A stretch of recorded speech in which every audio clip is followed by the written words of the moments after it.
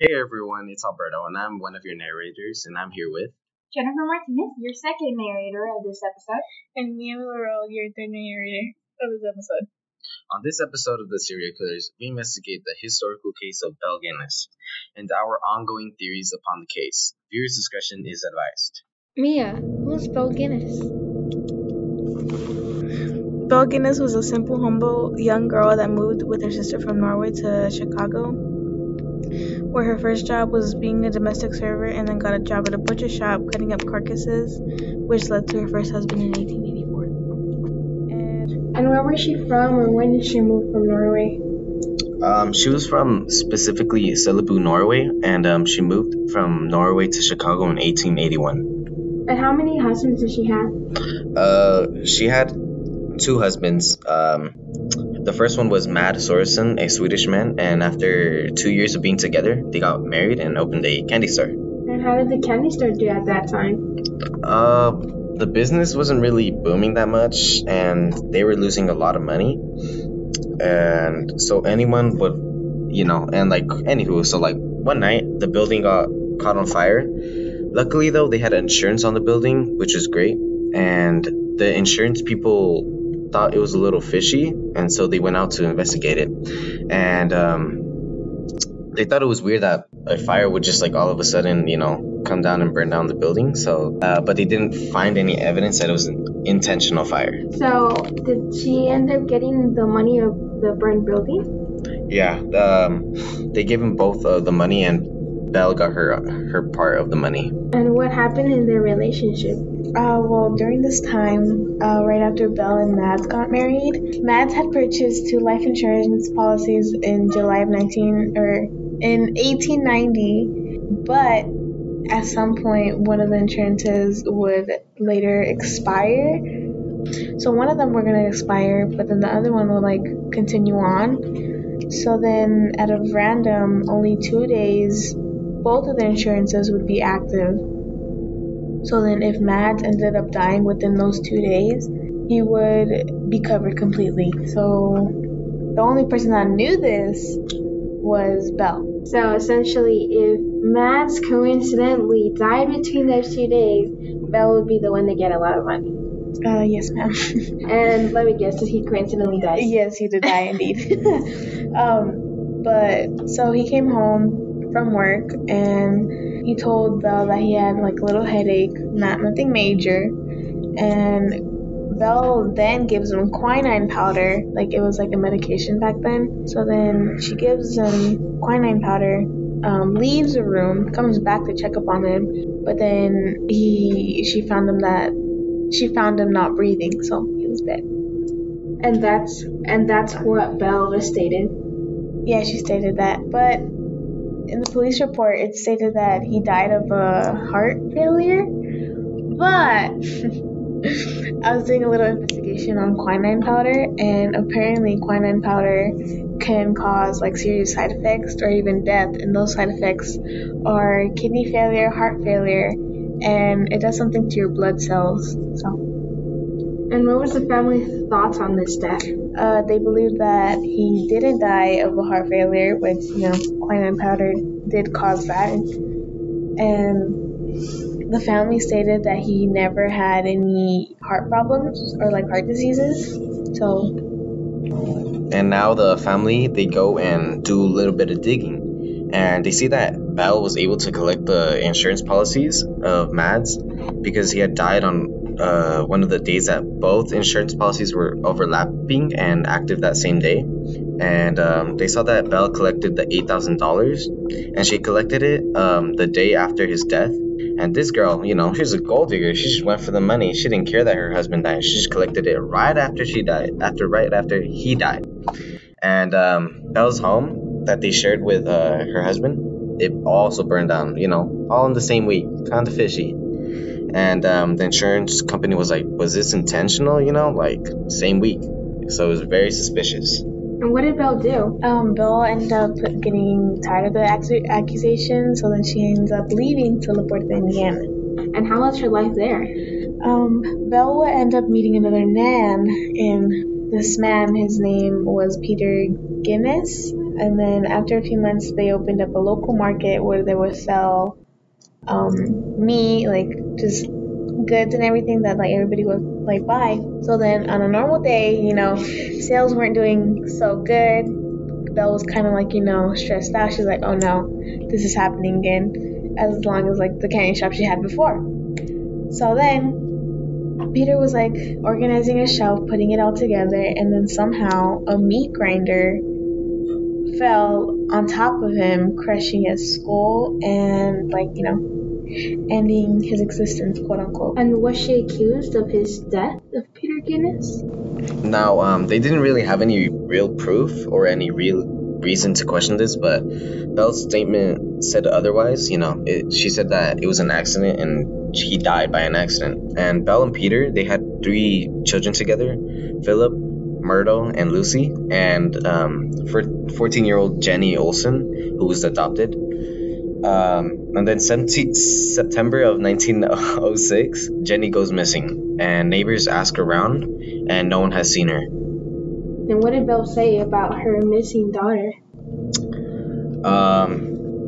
And she states that Jenny went to go study in LA, California, and no one suspects anything, so they leave her alone. Oh, and then out of the sudden, Belle starts feeling a little lonely. She needs some companionship. She needs a man, So then Belle decided to insert an advertisement in a leading newspaper of Chicago and in other large surrounding cities, where Belle put out an ad that said, quote, personal dash line, commonly widow who owns a large farm in one of the finest districts of LaPorte County, Indiana, desires to make acquaintance of a man equally well provided with the view of joining fortunes. No replies by letter considered unless sender is willing to follow answer with a personal visit.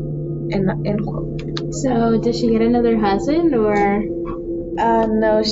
With this ad, she ended up getting a whole bunch of acquaintances sent to her farm. Oh, wow. Okay. Would people actually believe her though? Like, oh, there's an ad of this random lady. I'm actually gonna go. I mean, yeah. who wouldn't want to believe that? A woman, a widow, wants to get with another man. But in May 1907, a man named Ole Budsberg, he was an elderly widower, and he was staying in Wisconsin. And he saw the advertisement that Belle put out, and he had 2 sons. The 2 sons, he goes to visit her, but does not tell anyone that he went, so he's not talked out of it. And then he disappears. His sons were like, yo, we haven't seen or heard from our dad, so what's up? And so they go visit the house, and boom, he's not there. What do you think he said? I think that, Belle, they met up. Maybe they did something nasty and she killed him. And so then his son started asking everyone, where's the farm, where's this rich lady at, where's the widow? And the last time anyone saw him was at the Porte Savings Bank in April 6, 1907. So then another man by the name of Andrew, he was living in South Dakota, and he saw this ad of a woman claiming to be a widow, needing male companionship, So then Andrew decided to head out to Belle's farm in January of 1908. But before he headed out there, he wanted to get to know her, sent her a couple letters. So he's like, damn, I want her. Belle's kind of convincing him to come over, And so Andrew ended up heading out there, and he moved in with Belle and asked if Andrew ended up heading out there and then moved in with Belle. But then Belle, a couple weeks later after he moved in, she asked him if he wanted to go to the bank to ask for a loan to open up a business together. So they end up going to the bank, and they deny him for a $3,000 check or a $3,000 loan that he had asked for. But they did accept him for a $1,200 loan instead for his business, which he would get through the mail. So, Belle over here acting dumb, she wanted the check to herself. So she was like, I have no idea how long it's going to take, this and that. Andrew's kind of acting suspicious. He's like, hey, where's my check? Has it come in? Kind of getting a little suspicious. Belle had the eyes on that mailbox on 24/7. Yeah, so Andrew had no idea that the check came in already, and she was acting stupid. She's like, what's taking forever? And then she deposited the $500 into her savings bank, and then she took $700 and deposited it into another bank. And then a few days later, Andrew just disappears. These disappearances, man. Did they ever find his body? They never found his body, no. But Andrew's brother was like, he stopped writing me letters, and I was getting worried. So what the heck? So then he writes to Belle, and she's over here trying to convince him, and quote, help look for him. But Belle says that he took the money and left to Norway, and now his brother is like shook, like, yo, he didn't tell me that he was gonna go to Norway.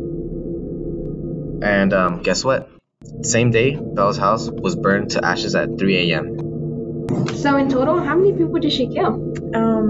It stated in the police report 14 people, but people guessed around 40, And what was her entire motive? Money.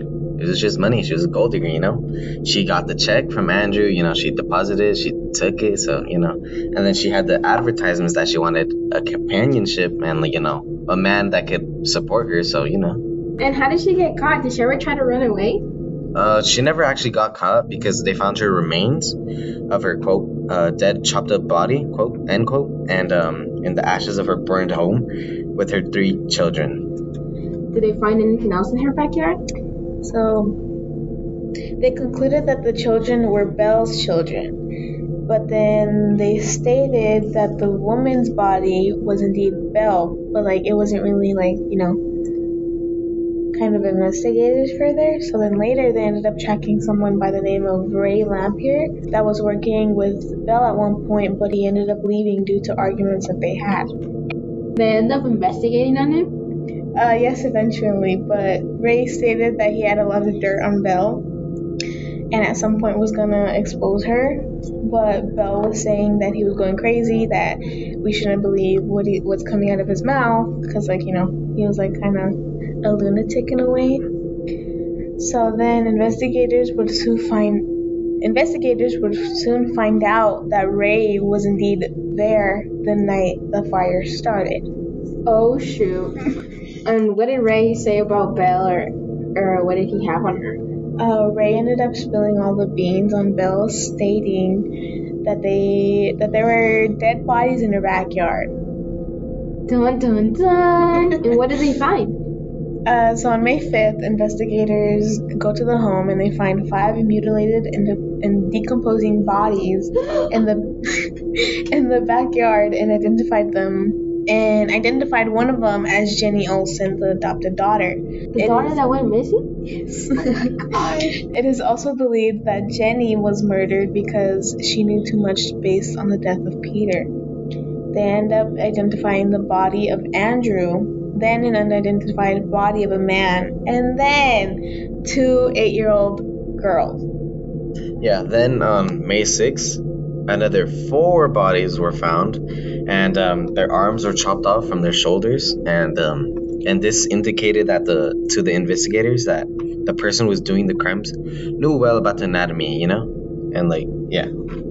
The theory was said that the body was too heavy to move, leading to chop them up for easy disposing. They then found a burlap sacks containing torsos, hands, arms hacked from the shoulders down, and bones wrapped in loose flesh that dripped like jelly. I heard that in each of these cases, the bodies have been butchered in the same manner, so that the bodies were decapitated, arms were removed from the shoulders, and the legs severed from the knees. Is that true? Because that's a little too crazy. Yeah, so the heads, were removed from the bodies, and on the skulls, they had blunt trauma and gashes. And Lucas Riley was quoting the Chicago Inter-Ocean in Mental Floss, noted that the bones had been crushed on the ends, as though they had been struck with hammers after they were dismembered, quicklime, and had been scattered over the faces and stuffed in the ears. Oh my goodness. And then another 5. So then they found, was it on May But later on, they ended up finding 5 more bodies, and then another 4 additional bodies, and then police stopped counting after the bodies that they were found. But according to infonews.edu, recent academic estimates. According to infonews.edu, recent academic estimates of an average number of serial killer victims each year range from 67 to 180. Belle Gunness killed about 40 people, and a lot of them were unidentified. Yeah, so these bodies were found in shallow graves, and others were found in an outhouse or in a lake nearby. And police start counting, there's just a lot. And in the newspaper, Belle Gunness was identified with descriptions of a praiseworthy woman, dying in the house, fire that consumed her, and trying to save her children. But there's 40 bodies on her property. That's not really praiseworthy, but Right. So then on May 9th, 2 more bundles of bones with decaying flesh and clothing were found in a private grave that weren't identified. And then later on May 14th, a few bones of one victim were found in the ashes of a cellar. But despite the fact that they found multiple bodies on her property, the news of the mass murders invited inquiries from families with men that had gone missing. Most of the remains were never found. Somebody who helped her was Ray Lampier. Ray Lampier was Guinness's hired hand and an on and off lover. In November of 1908, Ray Lampier was then convicted of arson in connection with the fire. Yeah, so Lampier later confessed that Guinness had placed an advertisement seeking, male companionship, but he only did it to murder and rob the men who responded and visited her farm. Lampier claimed that Guinness asked him to burn down the farmhouse with their children inside. Lampier also stated that the body was initially identified as Belle Gunness, but was in fact, ladies and gentlemen, a planted victim to mislead investigators. Dun, dun, dun. Yeah. It wasn't even Belle at the end of the day. No, it was a planted victim. It's another body. That looked like Belle. Yes. So the brother of one of the victims warned Guinness that he might arrive to the farm, only to investigate his brother's disappearance. And based on what Lampier said, this threat was motivated Guinness to destroy her house, fake her own death, and dip, leave. When Lampier was in custody, he was wearing a couple of the victims' jewelry and clothing. So then a journalist, Ed Belchi, was given a secret assignment to access a confession and publish it, bringing a second Lampier account to light. The second account was based on the report that Lampier contacted Edwin Skrell and provided him with a verbal confession that Skrell kept sealed in his own safe. Then a separate newspaper was published, a story regarding the second Lampier confession. Confessions? What was stated in those confessions? These confessions stated that, quote, in the confession, Lampier said that he had killed Guinness and her children with an axe, sprinkled the bodies with kerosene, and set them on fire and the house. It gave details of the slaying and told of his part in the former murders which occurred at the Guinness farm. His task usually being burying the bodies, and his task was usually burying bodies in the garden. The initial fact, however, was that the murderess was not alive as a fugitive, end quote. And what happened after the story?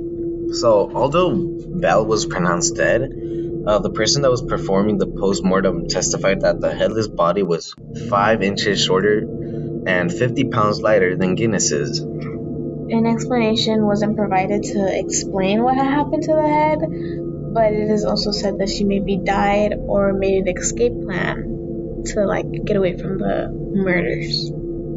Yeah, then one of the Chicago sheriffs blamed a Chicago reporter for inventing an escape story, and people have reported sightings of Guinness in the Chicago long due after her death, and people kept seeing this Guinness person, but never apprehended her. Recent DNA reports were inclusive based on the dead body, and after her death, her farm home became a tourist attraction, and Guinness had also been the subject of at least 2 American ballads.